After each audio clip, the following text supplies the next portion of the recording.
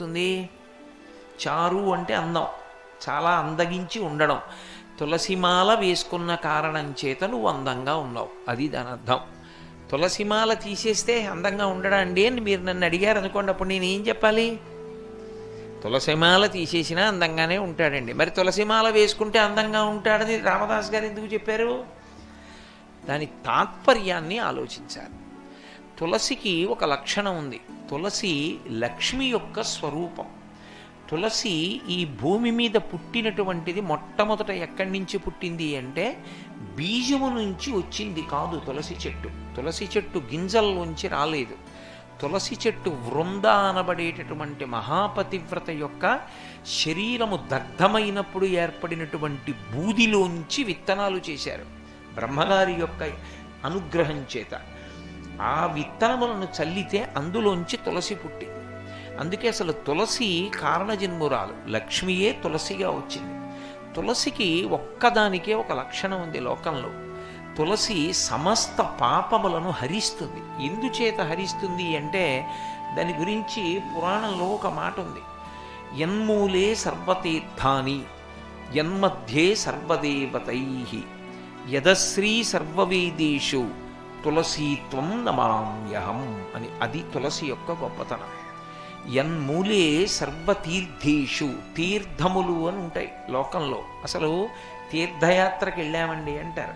తీర్థయాత్ర అన్న మాటకు అర్థం ఏంటంటే మీరు దేవాలయానికి వెళ్ళి ఒక దేవాలయంలో ఉండేటటువంటి మూర్తిని మీరు దర్శనం చేసి వచ్చారనుకోండి, మీకు ఎంత పుణ్యం పడింది అని అడిగితే చెప్పడం చాలా కష్టం. చాలా తక్కువ పుణ్యమే పడుతుంది, నన్ను నమ్మండి, యథార్థం చెప్తున్నా. అదేం పెద్ద పుణ్యమేం పడిపోదు. అందుకే దేవాలయం లోపల ఉన్నటువంటి మూల విరాట్ని పరిస్థితి చాలా ఒత్తిడైతే, చాలా ఒత్తిడైపోయి లోపలికి వెళ్ళి దర్శనం చేసుకునేంత సమయం దొరకకపోతే లోపలికి వెళ్ళి దర్శనం కూడా చేసుకోక్కర్లేదు, మినహాయింపించింది శాస్త్రం. విమానమూర్తిని చూసి వచ్చేస్తే చాలు. విమానం అని ఉంటుంది పైన, ఆ విమానాన్ని బట్టి దేవాలయాన్ని చెప్తారు. ఆ విమానానికి మళ్ళీ పేరు ఉంటుంది. తిరుమలకైతే ఆనంద నిలయం, కంచికైతే ప్రణవాకార విమానం అంటారు. ఒక్కొక్క దానికి ఒక్కొక్క విమానం ఉంటుంది పైన.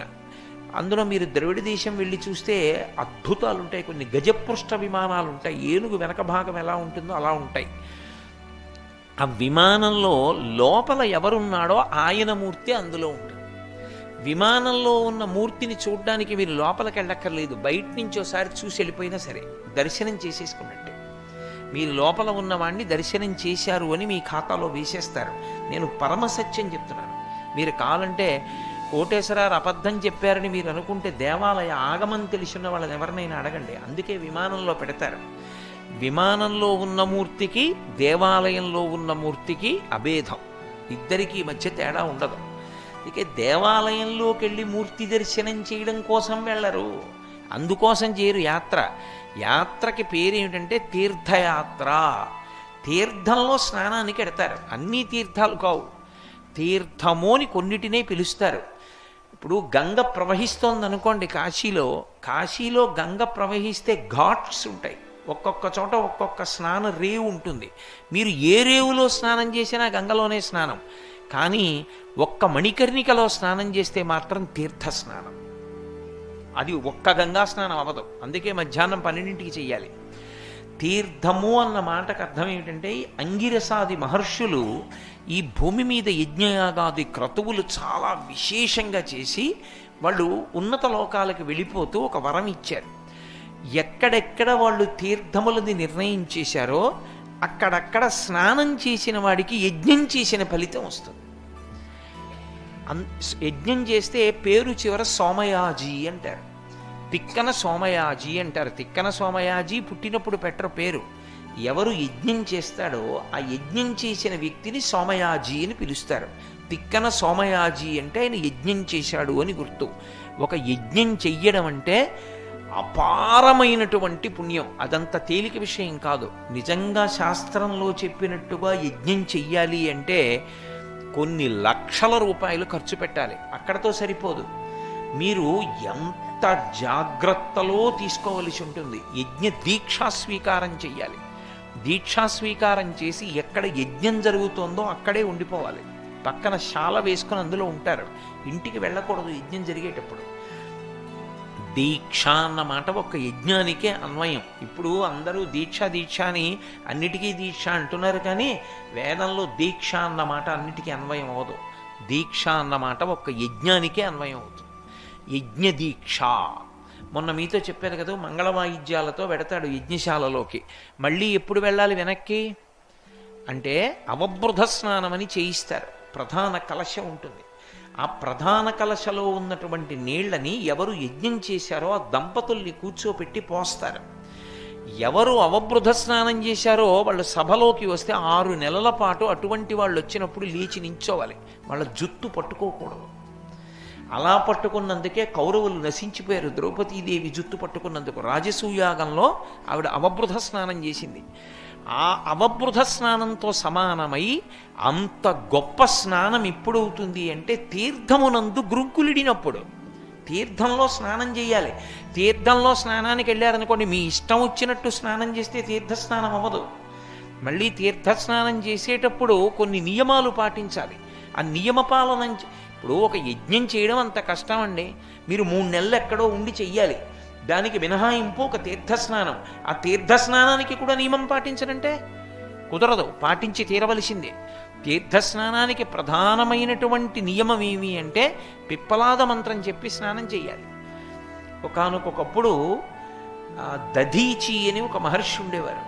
ఆ దధీచి మహర్షి దేవతల యొక్క ఆయుధములన్నీ కూడా ఆయన లోపలికి పుచ్చేసుకున్నాడు. ఒకప్పుడు పుచ్చేసుకుంటే జీర్ణమైపోయి ఆయన ఎముకల్లో వెళ్ళిపోయి ఎముకలుగా మారిపోయి వాళ్ళకి మళ్ళీ ఆయుధాలు కావలసి వచ్చాయి. వాళ్ళు మళ్ళీ వచ్చి దధీచిని అడిగారు, మీరు ఎప్పటికీ తిరిగి రాలేదు, మీరు ఇచ్చిన ఆయుధాలు లోపలికి పుచ్చేసుకున్నారు, నా ఎముకల్లోకి వెళ్ళిపోయి అన్నాడు ఆయన. అయితే మళ్ళీ మీ ఎముకలు ఇవ్వండి, మేము ఆయుధాలు చేసుకుంటామన్నారు. నా ఎముకలు ఇవ్వాలంటే నీ శరీరం వదిలిపెట్టేయాలి, మరణించాలి. ఎందుకు నేను అలా విడిచిపెట్టాలని అడిగాడు. మీ ఎముకలతో ఆయుధాలు చేసుకుంటే రాక్షస సంహారం చేసి లోకాన్ని రక్షిస్తాం, అందుకు కావాలి ఆయుధాలు అన్నారు. అయితే నేను శరీరం విడిచిపెట్టేస్తానని విడిచిపెట్టేశాడు లోకం కోసం. వెంటనే ఆయన ఎముకలతో ఆయుధాలు చేసుకున్నారు. ఇది తెలుసుకుంది దధీచి మహర్షి భార్య. ఆవిడికి చాలా బాధ కలిగింది. వీళ్ళందరూ కలిసి లోక సంరక్షణం కోసమని మా వారిని పడగొట్టి ఆయన ఎముకలతో ఆయుధాలు చేసుకున్నారు అని ఆమె నేను కూడా విడిచిపెట్టేస్తాను, నా భర్తతో పాటుని వెళ్ళిపోతోంది. ఆమె అప్పుడు నిండు గర్భిణి అయిన కారణం చేత ఆమె ఆర్తితో పరిగెడుతుంటే ప్రసవమై పిల్లవాడు జారి కింద పడిపోయాడు. ఆవిడ వెళ్ళి శరీరం వదిలేసింది.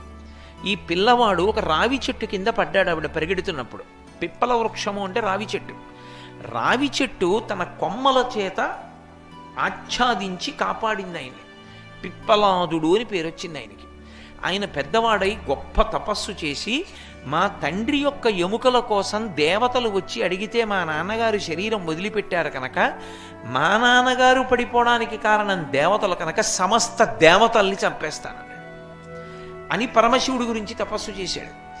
పరమశివుడు ప్రత్యక్షం అయ్యాడు. తపస్సు చేస్తే ప్రత్యక్షం అవుతారు, ఇచ్చేస్తారంతే కోరికలు. ఎవరి ధర్మం వాళ్ళది. నాకు ఒక కృత్య కావాలని అడిగాడు ఆయన. కృత్య అంటే భయంకర రూపంలో ఉండే స్త్రీ. ఒక కృత్య కావాలని అడిగాడు. ఎందుకని అడిగాడు శివుడు. దేవతలందరినీ సంహరించాలన్నాడు. ఎందుకు సంహరిస్తావన్నాడు. మా తండ్రి ఎముకలు దేవతలు తీసుకున్నారు, అందుకే చంపేస్తానన్నాడు. అయితే సరే తపస్సు చేసే ఇస్తున్నాను అని కృత్యని సృష్టించి ఇచ్చాడు. ఆ కృత్యని పిప్పలాదుడు దేవతల మీద ప్రయోగిస్తున్నాడు. ఇక దేవతలు తప్పుకోలేరు, దేవతలైనా మరణించవలసిందే. వాళ్ళు పరిగెత్తుకుంటూ శివుడి దగ్గరికి వెళ్ళారు. అయ్యా, మేము లోకాన్ని కాపాడడం కోసం తీసుకున్నాం ఆ ఆస్తులు, అందుకు త్యాగం చేశాడు దధీచి. కొడుకు అర్థం చేసుకోలేదు. అర్థం చేసుకోకుండా మమ్మల్ని చంపడానికి కృత్యని ప్రయోగిస్తున్నాడు. మీరు ఆయన తపస్సుకు మెచ్చి కృత్యనిచ్చారు, ఇప్పుడు ప్రమాదం కదా, మీరే కాపాడాలన్నారు. శివుడు మళ్ళీ పిప్పలాదుడి దగ్గరికి వచ్చాడు. మీ తండ్రి సమ్మతితో లోకం కోసమని తనంత తాను ఆస్తులు ఇచ్చాడు. నువ్విప్పుడు దేవతల్ని చంపితే మీ నాన్న బాధపడడా? తప్పు చేయట్లేదా? కాబట్టి తప్పు అటువంటి పని చేయకన్నాడు. మీరు చెప్పారు కాబట్టి మానేస్తానన్నాడు. కృత్యంది ఆయనేమో కృత్యని సృష్టించమన్నాడు, మీరు సృష్టించారు. ఇప్పుడు నాకు పిచ్చి ఆకలి వేస్తోంది. ఇప్పుడు కాదు, నాకు ప్రతిరోజు ఆకలేస్తుంది. మరి నా ఆకలి వేసినప్పుడు ఎవరిని తినమంటారు చెప్పండి అని అడిగింది. పరమశివుడు అన్నాడు, నువ్వు తీర్థముల యందుండు, నదుల యందుండు, తటాకముల యందుండు, సరోవరములందుండు ఉండి ఎవరు స్నానం చేసి పుణ్యం పొందడానికి వస్తారో వాళ్ళ పుణ్యాన్ని తినేస్తూ. అంటే మరి లోకంలో పుణ్యం ఎలా వస్తుంది? ఓ నదీ స్నానానికి ఎడతామండి, కాశీ గంగలో స్నానం చేస్తాం. మీరు స్నానం చేసి బయటికి రాగానే మీ పుణ్యం తినేస్తుంది కృత్య. ఎందుకంటే అది నీళ్లలో ఉంటుంది, అది పుణ్యం తింటూ ఉంటుంది. మరి పుణ్యం ఎలా మాకు మిగలాలి అని అడిగారు. అప్పుడు పరమశివుడు ఒక నిర్ణయం చేశాడు. అది తటాకమైతే, అంటే ఇప్పుడు ఏదో వెంకటాచలం వెళ్ళి స్వామి పుష్కరిణిలో స్నానం చేస్తున్నారు అనుకోండి, అటువంటి పుష్కరిణి అంటే 4 ఒడ్లుండి చెరువులా ఉన్నటువంటి దాంట్లో స్నానం చేస్తే, స్నానం చేసే ముందు నీటిలో దిగి కొద్దిగా మన్ను తీసి పైకెక్కి గట్టు మీద పడేయాలి. పడేసి ఒక మంత్రం చెప్పాలి, ఒక శ్లోకం. పిప్పలాదాత్ సముత్పన్నే కృత్యే లోకభయంకరి అని. ఓ భయంకరమైనటువంటి కృత్య, మహారార్థం ప్రకల్పయ మృత్తికాంతే మయా దత్త. నేను తెచ్చి బయటపడేసిన ఈ మట్టిని తిని కడుపు నింపుకో, తప్ప నా పుణ్యం తినకు అని చెప్పాలి. చెప్తే అది ఆ మట్టి తింటుంది, తిని ఊరుకుంటుంది. నది దగ్గరికి వెళ్ళారనుకోండి, లోపలి మట్టి పైకి తేకూడదు, అది పరమేశ్వర నిర్ణయం. బయట మట్టి నదిలో వెయ్యాలి. సముద్రం దగ్గరికి వెళ్ళారనుకోండి, మహాసంకల్పం చెప్పి బయట మట్టి లోపల వేసి స్నానం చేయాలి. లేదా సముద్రం దగ్గర అయితే సముద్రం లోపల మట్టిని పైకి తెచ్చినా దోషం రాదు. ఇలా చేసి శ్లోకం చెప్పి తరువాత సంకల్పం చెప్పి స్నానం చేయాలి. ఎవరు అలా స్నానం చేస్తారో వాళ్ళు యజ్ఞం చేశారు అని వాళ్ళ ఖాతాలో వేస్తారు. అందుకే మీరు ఇప్పుడు పోయాయి ఆ నియమాలన్నీ. తీర్థయాత్ర చేసి ఎవరైనా వచ్చారనుకోండి, వాళ్ళ కాళ్ళకి నమస్కారం పెడతారు వెంటనే. రైల్వే స్టేషన్లోనూ బస్ స్టాండ్లోనే పెట్టేస్తారు. ఎందుకు పెడతారో తెలుసా? వాడు యజ్ఞం చేసి అవబృధ స్నానం చేసి వస్తున్నాడు, ఆయన కాళ్ళకి దండం పెడితే పుణ్యం వస్తుంది, అందుకు పెడతారు. తీర్థమునకు పుణ్యమునకు తేజస్సుకి సారం ఎక్కడికెడుతుంది అంటే పాదముల అడుక్కెడుతుంది. పాదాలు ముట్టుకోకూడదు. ముట్టుకోకుండా వారి ముందున్నటువంటి భూమిని ముట్టుకుని నమస్కారం చేయాలి. పాదాలు ముట్టుకుని ఇప్పుడు నమస్కారం పెట్టకూడదు. పెడితే అవతలవాడు పరమశక్తివంతుడు అనుకోండి, మీ పుణ్యాన్ని లాగుతాడు. అందుకని ఎప్పుడూ ముట్టుకోకూడదు. నేను నమస్కారం గురించి మీతో ఒకసారి ఉపన్యాసం చెప్పాను కూడా ఇక్కడ. కాబట్టి దూరం నుంచి భూమిని ముట్టుకుని నమస్కారం చేయాలి. తీర్థయాత్ర అంతేకాని దేవతా దర్శనాల కోసం యాత్రలు చెయ్యరు. కాశీ వెళ్ళి మీరు విశ్వనాథుడికి నమస్కారం పెట్టి గంగా స్నానం చేయకుండా వచ్చారనుకోండి, పరమ దురదృష్టవంతుడని గుర్తు. విశ్వనాథ దర్శనం ఎంత గొప్పదో గంగా స్నానం 1,000,000 రెట్లు గొప్పది. గంగ స్నానం చేసి విశ్వనాథుడి దగ్గరికి వెడతారు. విశ్వనాథుడు లోపల లింగం చూడకపోయినా పైన దేవాలయంలో ఉన్న విమానాన్ని చూసొచ్చేసినా సరే, గోడ చూసొచ్చినా సరే, 8వ వంతు చూసినట్టు తీర్థం మీకు దొరకదు. అందుకే యాత్రకి లక్షణం తీర్థయాత్ర. అక్కడ తీర్థం ఉన్నదా దానికోసం పెడతారు. తీర్థమునందు స్నానం చేయకుండా రాకూడదు. నేను మొన్న వెంకటాచలం వెళ్ళాను. స్వామి పుష్కరిణి మరమ్మత్తు చేస్తున్నారు దీనికోసమని, బ్రహ్మోత్సవాల కోసం. నేను పద్మావతి అమ్మవారి కోనేటికి వెళ్ళి స్నానం చేసి వచ్చాను. చెయ్యాలి, ఇక చెయ్యినప్పుడు ఎందుకు తీర్థయాత్ర? ఎందుకు నువ్వు వెళ్ళడం?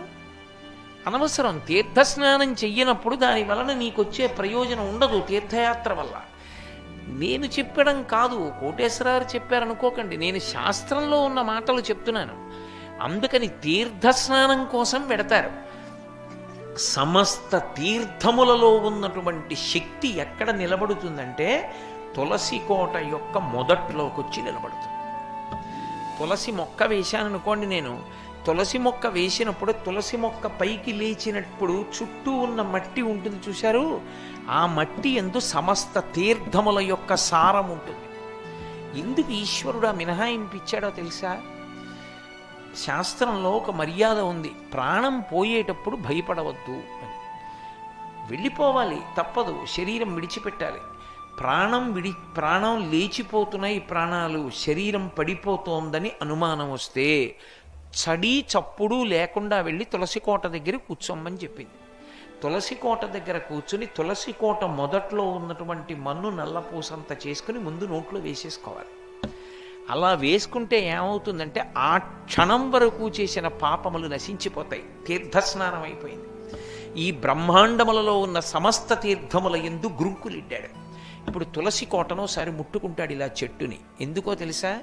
యన్మూలే సర్వతీర్థాని యన్మధ్యే సర్వదేవతై.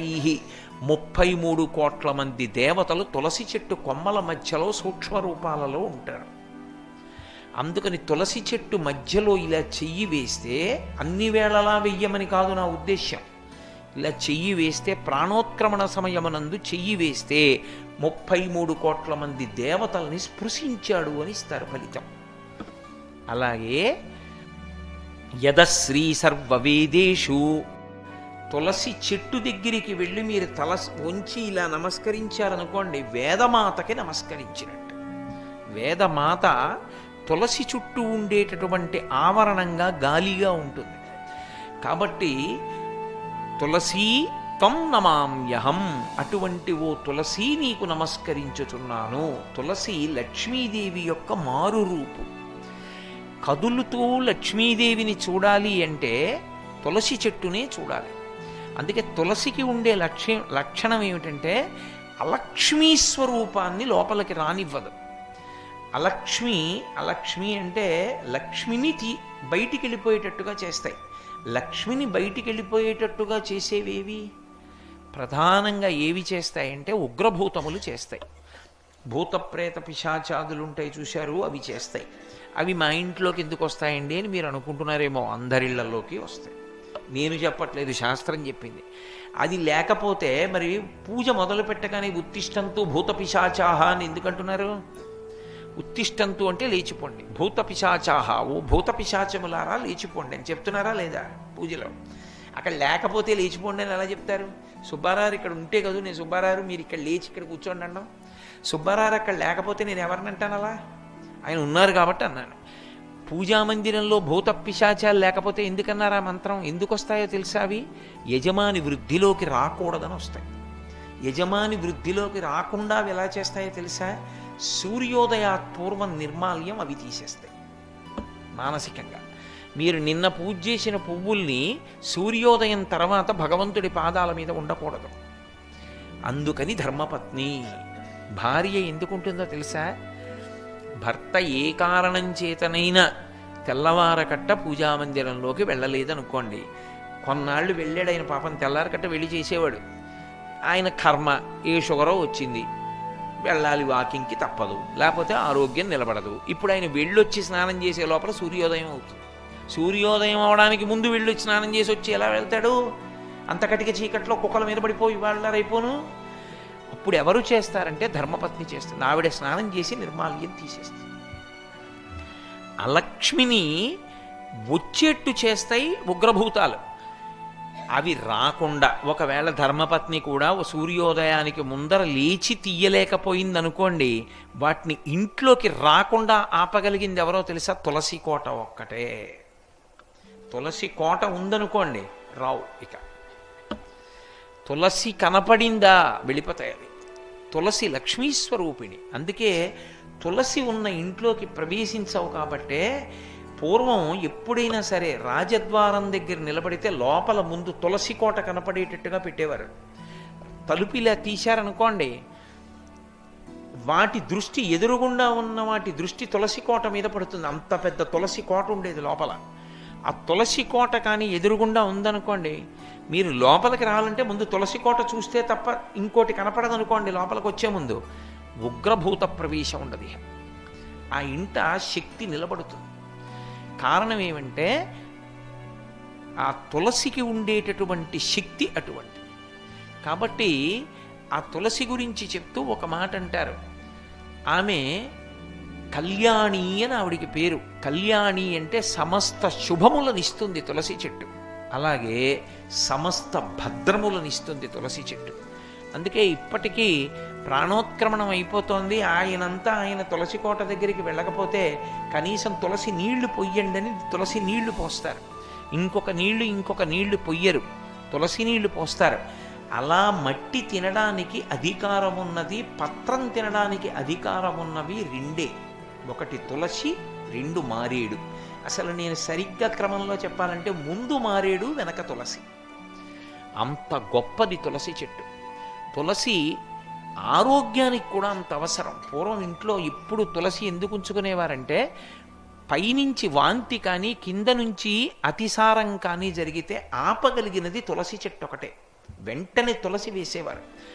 చెవి సంబంధమైన ఏదైనా వస్తే తులసి రసం పోసి ఇంద్రియాన్ని కాపాడతారు. ఎందుకంటే చెవి ప్రధానం. చెవియే జ్ఞానమునకు కారణం. ఇప్పుడు ఇక్కడ మీరు కూర్చుని ఏదైనా నా దగ్గర తెలుసుకోవాలి అంటే చెవి ప్రధానం. ఈ చెవిని రక్షించుకోవడానికి తులసి రసం పోస్తారు. ఏదైనా నొప్పో ఏదో వస్తే తులసి రసం పోస్తే చెవిని కాపాడుతుంది తులసి. అంత గొప్పది ఆయుర్వేదంలో. అందుకే తులసి చెట్లు ఉన్న చోట మీరు సాధారణంగా చూడండి, దాన్ని గొంగళి పురుగులు ఇటువంటివి ఆవహించవు. పైగా దానికి నిలవదోషం లేని పువ్వు. యథార్థంగా చెప్పాలంటే మీరు ఇవాళ సాయంకాలం తెచ్చిన పువ్వు రేపు పొద్దున్న పూజ చేయకూడదు. సూర్యోదయానికి వికసించిన పువ్వు తీసుకొచ్చి పూజ చేయాలి. చైతన్య కుసుమ ప్రియా అని పేరు. అలా చేయాలి తప్ప ఇవాళ రాత్రి పువ్వులు కొని రేపు పొద్దున్న పూజ చేస్తానండి అంటే ఆ పూజని పూజగా స్వీకరించారు దేవతలు. ఏదో తప్పక పట్టణాల్లో ఉన్నామండి, కొద్దిగా నీళ్లు జల్లుతాం, అందుకే తద్దోష నివారణార్థం కాసిన నీళ్లు జల్లి పూజ చేస్తాం. ఇప్పుడు నా ఇంట్లో పూల మొక్కలు తెమ్మంటే ఇప్పుడు నన్ను పువ్వులు పూజ చేయమంటే ఎక్కడ చేయను? అలా లేకపోతే అక్షతలు చేయమని చెప్పింది శాస్త్రం. కానీ దానికి బదులుగా ఏదో కాసి నీళ్లు జల్లి పువ్వులు పూజ చేయడం. తులసికి ఒక లక్షణం ఉంది. అయితే తులసి ఎప్పుడు పడితే అప్పుడు కొయ్యకూడదు. కొన్ని తిథులు ఉన్నాయి. ఆ తిథుల్లో తులసి చెట్టును ముట్టుకోకూడదు, పత్రి కొయ్యకూడదు. ఆ తులసి తెచ్చి ఇంట్లో ఉంచుకుంటే మీరు కొన్నాళ్ల పాటు పూజ చేయొచ్చు. అందుకే సాధారణంగా ప్రయాణంలో ఉన్నప్పుడు ఏం చేస్తారంటే ఇంత తులసి ఇన్ని మారేడు దళాలు పెట్టిలో పెట్టుకుంటారు. పూజా పెట్టిలో పూజ పెట్టని ఒకటి ఉంటుంది. ఎవరికైనా అలవాటు ఉంటేను, బట్టలు తప్ప అవన్నీ ఎందుకండి మాకు అనుకునే వాళ్ళకి అవన్నీ ఎందుకు, కాసిన మారేడు దళాలు కలిసిన తులసి పెట్టుకుని తాను ఎక్కడున్నా దీంతో పూజ చేస్తాడు. వాటికి నిలవదోషం లేదు. మారేడుకు మరీ ఎక్కువ, అవి ఎండిపోయినా చేయొచ్చు. కాబట్టి ఇన్ని శక్తులు ఉన్నది. అందుకే నమస్తులసి కళ్యాణి, నమో విష్ణు ప్రియే శుభే, నమో మోక్ష ప్రదే దేవి, నమః సంపత్ ప్రదాయకే.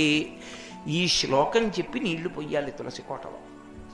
ఎందుకు పోస్తారు అంటే తులసి ఒక్క దాంట్లో తులసి కోటలో నీళ్లు పోశారండి అంటారు ఇళ్లల్లో. చూడండి, అలా అనడానికి కారణం ఏమిటో తెలుసా? అనేకమైనటువంటి చెట్లు ఏడుస్తాయి ఒక ఇల్లు కట్టుకుంటే. మనం ఎందుకు ఏడుస్తాయంటే చెట్లకి ప్రాణం ఉంటుంది. ఆ ప్రాణం కూడా వాటికి ఎలా ఉంటుందంటే అది తొందరగా వ్యానం విడిచిపెట్టదు దాన్ని, అది పట్టుకుంటుంది చెట్టుని. అందుకే పెద్ద పెద్ద చెట్లని కొడితే పూజ చేయకపోతే అక్కడ ప్రమాదాలు జరుగుతుంటాయి. ఆ చెట్టుని పడగొట్టి కోసి తెచ్చి చిత్రియ పట్టి మనం తలుపులు కిటికీలు పెడతాం. అవి ఏడుస్తాయి. నన్ను ఇలా తీసుకొచ్చి పెట్టాడు, పచ్చగా చెట్టుగా ఉండేదాన్ని నరికి తెచ్చాడని. అవి పడుతున్న బాధ పోవాలంటే వాస్తుహోమం చేసి గృహప్రవేశం చేస్తారు. రామాయణంలో రాముడే చెప్తాడు, దీర్ఘాయుష్మంతుడు కావాలి, ఇంట్లో ఉన్న యజమాని సంతోషంగా ఉండాలి అంటే తప్పకుండా వాస్తుహోమం చెయ్యాలి అని చెప్తాడు లక్ష్మణస్వామితోటి.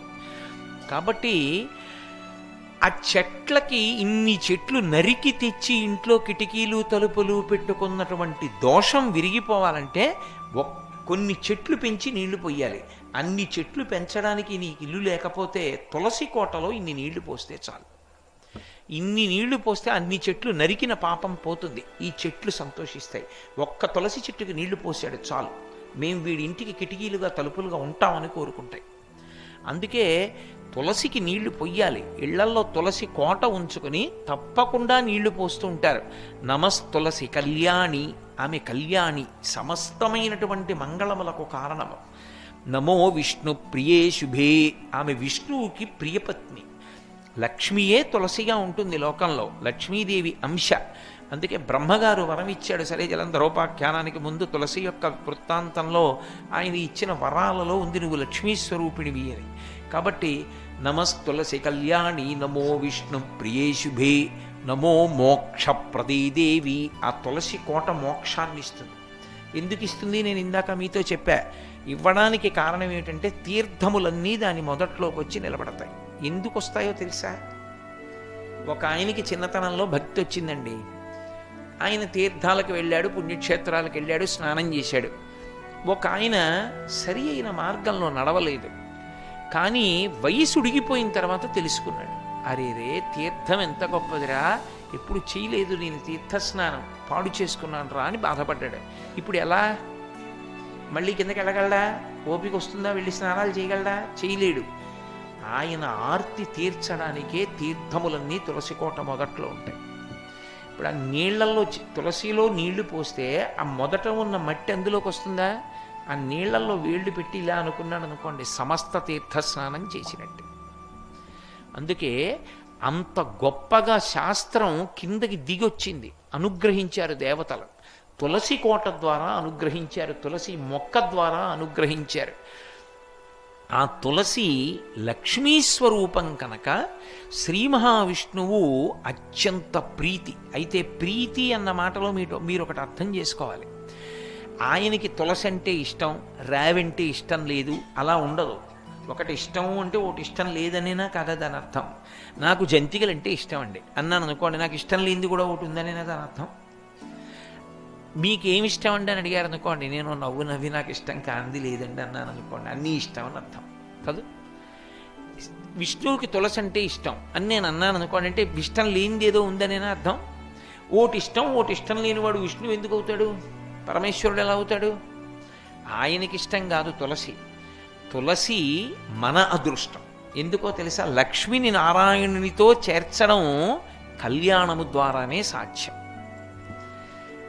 లక్ష్మిని నారాయణుడి పక్కకి చేర్చాలనుకోండి, ఎలా? కళ్యాణం చేయాలి, అవునా? లక్ష్మీనారాయణ కళ్యాణం చేస్తే లక్ష్మిని నారాయణుడి పక్కకి సమంత్రకంగా చేరుస్తారు. జీవుడు బ్రహ్మముతో ఐక్యము పొందినట్టు. కళ్యాణం వేరు, వివాహం వేరు. చాలామందికి వచ్చేటటువంటి పనికిమాలిన సందేహం ఏమిటంటే, భగవంతుడికి ఎందుకంటే అన్ని పెళ్ళిళ్ళు అంటుంటారు. అది పెళ్ళి కాదు, అది కళ్యాణము. నేను పెళ్లి చేసుకున్నప్పుడు నా శుభలేఖ మీద కళ్యాణ శుభలేఖ అని వేసుకోకూడదు, అది వివాహ శుభలేఖ. నేను ఎత్తుకున్నది వివాహము. వివాహము అంటే విశిష్టమైనటువంటి పరమేశ్వరుణ్ణి పొందడానికి నేను ఆశ్రమం మారాను, బ్రహ్మచర్యం నుంచి గృహస్థాశ్రమంలోకి వెడుతున్నాను. అందుకని అది వివాహం. పరమేశ్వరుడిది వివాహం కాదు, కళ్యాణం.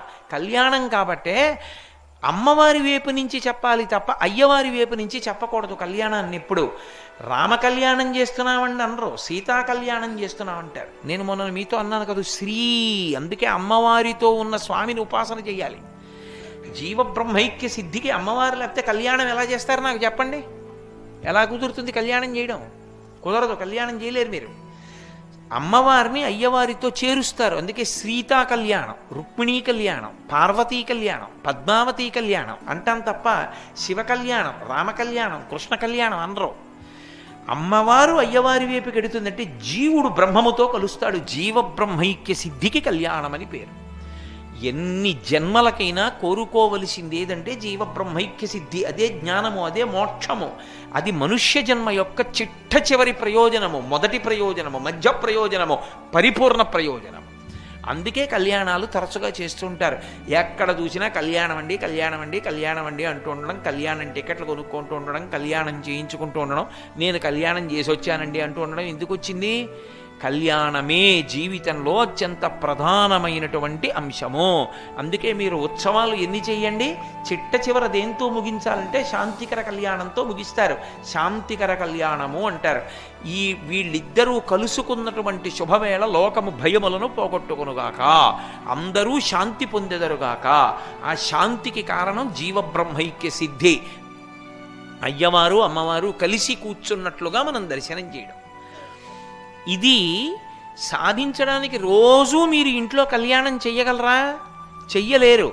తులసి లక్ష్మి కనుక తులసి దళాన్ని పట్టుకెళ్ళి విష్ణుమూర్తి యొక్క పాదముల యందు ఉంచారనుకోండి, అయిపోయింది కళ్యాణం, మీరు కళ్యాణం చేసినట్టు. అందుకు ప్రీతి.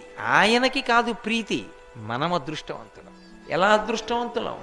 తులసి దళాన్ని తీసుకెళ్ళి విష్ణువు పాదం మీద వేస్తే లక్ష్మిని నారాయణునితో చేర్చిన ఫలితాన్ని పొందేశాం. కళ్యాణం చేసేసినట్టు. మెడలో మాల వేస్తారు, తులసి మాల వేస్తే ఆయన వక్షస్థలమునందు ఉంటుంది లక్ష్మి. ఆయన చాలామంది ఒక మాట అంటూ ఉంటారు, మీరు ఎప్పుడైనా శ్రీ మహావిష్ణువు యొక్క మూర్తిని చూస్తే లక్ష్మీదేవి కాళ్ళ దగ్గర కూర్చుని ఉంటుంది. ఏమండి, భగవంతుడు కూడా ఇలా ఉంటాడేమిటండి? భార్యని ఏదో పక్కన కూర్చోబెట్టుకునో ఏదో కాకుండా తీసుకెళ్ళి కాళ్ళ దగ్గర కూర్చోబెట్టుకుంటాడు. ఎప్పుడు లక్ష్మీదేవిని చూడండి కాళ్ళు ఎత్తుతూనే ఉంటుంది. ఏంటంటే అలా మొగుడు కాళ్ళు పడుతూనే ఉండాలా భార్యలంటే అంటారు. మీరు జాగ్రత్తగా అర్థం చేసుకోండి, విష్ణువు ఎప్పుడూ లక్ష్మీదేవిని నా కాళ్ళు పట్టు అని అడగలేదు. ఆమె పడుతుంది కాళ్ళు. కాళ్ళు పట్టడం అన్న మాటకు అర్థం ఏంటంటే ఆయన ఎటు వెడతాడో ఆమె అటు వెడుతుంది. అటు వెడుతుంది కాబట్టి తనని అనువర్తించింది కాబట్టి ఆమెకి ఆయన అంటే అంత ప్రీతి కాబట్టి ఇప్పుడు విష్ణువు ఎక్కడ పెట్టుకున్నాడు? ఆవిడ్ని గుండెల్లో పెట్టుకున్నాడు. లక్ష్మీం క్షీరసముద్రరాజతనయాం శ్రీరంగధామేశ్వరీం. ఆమె శ్రీరంగనాథుని యొక్క హృదయ భాగమునకు చేరింది, గుండెల్లోకి చేరింది. ఎందుకు? పాదాల దగ్గర కూర్చుంది కాబట్టి, అనువర్తించింది కాబట్టి. అలా విష్ణువు ప్రతిజ్ఞలో ఒక ప్రతిజ్ఞ, ఏకేన తులసిమాత్ర దళేనాపి నరోత్తమా పూజయేత్ భక్తిభావేన తం రక్షామీతి మత్మనః అని. నేను నిజంగా ప్రీతి పొందాలి అంటే నువ్వు నాకు ఎన్ని పువ్వులు తెచ్చి పూజ చేస్తున్నావు, ఎన్ని బంగారు కవచాలు పెడుతున్నావన్న దానితో నేను సంతోషపడను. నువ్వు పరమ ప్రేమతో ఒక్క తులసి దళాన్ని తీసుకొచ్చి నా పాదాల మీద పెట్టు, నేను పరిపూర్ణమైన తృప్తి పొందుతాను. తులసి మీకు ఏదో కష్టపడి సంపాదించవలసినటువంటిది కాదు. తులసి ఎక్కడ పడితే అక్కడ మురుస్తుంది. ఒక్క తులసి దళాన్ని ఆయన పాదముల మీద వేస్తే, భక్తితో వేస్తే ఆయన పొంగిపోతాడు. అదే ఏడుకొండలవాడి కథ. ఒకానొకప్పుడు తొండమాన్ చక్రవర్తి వెంకటేశ్వర స్వామితో మాట్లాడేవారు. వెంకటేశ్వర స్వామి కూడా మాట్లాడుతుండేవారు. మీరు నన్ను నమ్మగలిగితే నేను మీతో ఒక సత్యం చెప్తా. వెంకటేశ్వర స్వామి ఇప్పటికీ వింటారన్నీ. అన్నీ తెలుసు ఆయనకి, అన్నీ తెలుసు. ఎవరిని కొండ మీదకి రానివ్వాలో తెలుసు, ఎవరిని రానివ్వకూడదో తెలుసు. ఎవరు తనకి పరమభక్తుడో తెలుసు, ఎవరు భక్తుడు కాడో తెలుసు. నేను మీకు ఇంకా సత్యం చెప్పాలంటే ఆయనకి అభిషేకం చేసి స్నానం చేశాక ఇప్పటికి చెమట పడుతుంది. ఆ చెమట తుడుస్తారు బట్టతోటి. ఆ తుడిచిన బట్ట వాసన చూస్తే సువాసనలు వస్తాయి. మొన్ననే నేను వెంకటాచలం వెళ్ళినప్పుడు ఆయన ఒళ్ళు తుడిచిన బట్ట కళ్ళజోడు తీసేయమని నా కళ్ళ మీద పెట్టారు. పెడితే నాకు 1.5 సేపు చల్లతనం వదలలేదు కళ్ళని పట్టుకుని. అంత సువాసనలు వస్తుంది. దివ్యమూర్తి. ఇప్పటికీ ఆరాధన చేసే పెద్దలను అడగండి, వెంకటేశ్వర స్వామి వారిని ముట్టుకున్నప్పుడు పసిపిల్లవాడి శరీరం ముట్టుకున్నంత మెత్తగా తగులుతూ ఉంటుంది అని చెప్తారు. అది విగ్రహం కాదు. నకృతం దైవసంఘైశ్చ నకృతం విశ్వకర్మణ స్వేచ్ఛయా క్రీడతే తత్ర ఇచ్ఛారూపం విరాజిత. మహానుభావుడైన ఆయన మాట్లాడాడు చాలా కాలం. తొండమాన్ చక్రవర్తితో మాట్లాడేవాడు. ఒకప్పుడు తొండమాన్ చక్రవర్తి వచ్చి అహంకారం ప్రదర్శించాడు. నేను రోజు బంగారు తులసి దళాలతో పూజ చేస్తానన్నాడు. మరునాడు వెళ్ళాడు. వెళ్ళేటప్పటికి ఆయన కాళ్ళ మీద బంగారు తులసి దళాలు లేవు, పక్కకి వెళ్ళిపోయి మట్టి తులసి దళాలు ఉన్నాయి. తెల్లబోయి అడిగాడు, ఇదేమిటి నేను బంగారు తులసి దళాలతో పూజ చేస్తే పక్కకి తోసేసి బంకమట్టి తులసి దళాలు నీ పాదాల మీద ఉన్నాయన్నాడు. నువ్వు చేసిన పూజ ఏ పూజ? నేను బంగారు తులసి దళాలతో చేస్తున్నానని అహంకారంతో చేశావు, పక్కకి తోసేశాను అంటే మరి బంకమట్టితో ఎవరు చేశారన్నాడు. పరమభక్తుడు ఒకడు ఉన్నాడు నాకు, వాడు చేశాడు, అది పుచ్చుకున్నానన్నాడు. ఎవరు వాడు? ఎక్కడున్నాడని అడిగారు. నీ రాజ్యంలోనే ఉన్నాడు, భీముడు అని చెప్పి కుమ్మరివాడు, వెళ్ళి చూడన్నాడు. వెళ్ళాడు తొండమాన్ చక్రవర్తి. వెళ్ళేటప్పటికి ఆయన కుండలు చేసుకుంటున్నాడు. కొయ్య వెంకటేశ్వర స్వామి మూర్తిని పెట్టి మట్టి తయారు చేసేటప్పుడు కుండ మొట్టమొదటిది చేయగానే విరిగిపోతుంది. దాంతో బంకమట్టి తులసిదళం చేసి ఆయన పాదముల మీద పెట్టేవాడు. స్వామి ఉన్నాడు అని నమ్ముకునేవాడు. ఆ మట్టి తులసిదళం నేను పుచ్చుకుంటున్నానని తొండమాన్ చక్రవర్తి వెళ్ళిన తర్వాత గరుడ వాహనం మీదొచ్చి వెంకటేశ్వర స్వామి తను కట్టుకున్న బట్టలు తీసి ఆ భీముడికి కప్పి, శ్రీదేవి భూదేవి తమ ఒంటి మీద ఉన్న నగలు తీసి తమాలిని అని భీముని భార్యకి వేసి గరుడ వాహనం ఎక్కించి వైకుంఠానికి తీసుకెళ్ళాడు. యథార్థంగా జరిగిన గాథ భవిష్యోత్తర పురాణంలో. కాబట్టి ఒక్క తులసి దళం ప్రీతితో కాని భగవంతునికి సమర్పిస్తే ఆయన పరవశించిపోతాడు. మీరు రొట్ట తేవక్కర్లేదు. భక్తి ఉన్నది నిజమైతే ఏదో ఒకటి ఇవ్వకుండా ఉండలేరు కనుక ఒక్క తులసి దళం చాలు, ఆయన పరవశించిపోతాడు. అంత గొప్పది తులసి. తులసి లక్ష్మి. ఆ దళమునందు లక్ష్మి ఉంటుంది. ఆ తులసి దళం ఆయన పాదాల మీద వేస్తే సమస్త లక్ష్ములను మనకిస్తాడు, అన్ని ఐశ్వర్యాలని మనకిస్తాడు మోక్షలక్ష్మితో కలిపి. అందుకే తులసి అంత గొప్పది.